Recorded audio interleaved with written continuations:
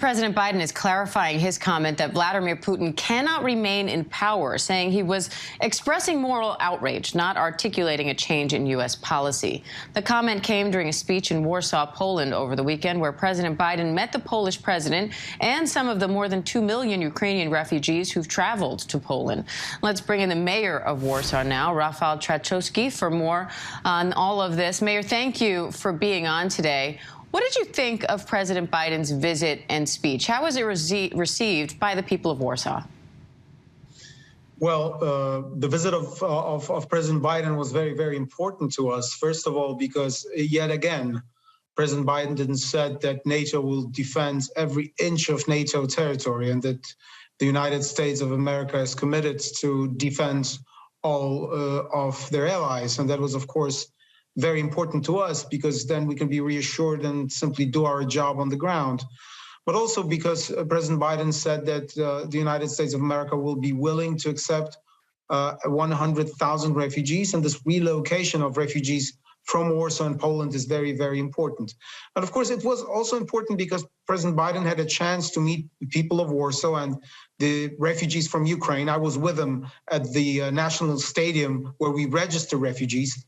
And it was incredible to see President Biden react to some of those overwhelming, heartbreaking stories from refugees themselves, while he reassured Ukrainians that the United States will step up and help them.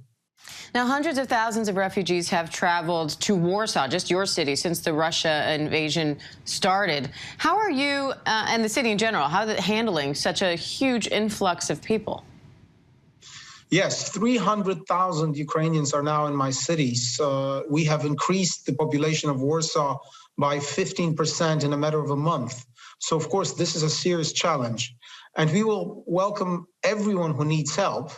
But one thing has to be said, we are at capacity, because the Ukrainians who came to Warsaw now reside at people's homes. Of course, there is a limit of what we can do.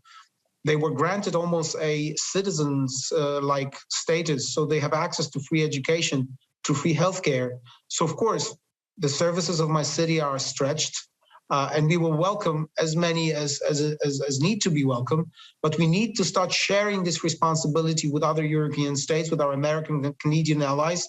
And that's what I have been making a pledge for. We need a system. We cannot coordinate it anymore based on improvisation. We need a relocation scheme in Europe and in the world, and we need the United Nations and the European Union to step up and set up a system of coordinating it from top to down. Now, I know you've also appealed for more international help in caring for the refugees you have there. What do you need most right now, and what do you think of the international response and support so far? Well, the important thing is that, in my view, the Polish government, the central government, needs to actually call for help for initiating the so-called solidarity platform in the European Union and authorize the United Nations to act, because we cannot deal with such a problem of such magnitude on our own. And of course, we also need financial assistance, because we need to take care of all of the people who came to Warsaw.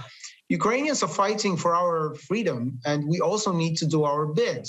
Ukrainians tell me that they can fight, they can concentrate on fighting because we take care of their children, of their families, so we need to do it together. And I talked to President Biden, I've talked to Prime Minister Trudeau, to other leaders in the world, and I'm trying to convince them that the financial help should not only go to the central government, but also to refugees themselves, to non-governmental organizations, and to the local authorities such as mine.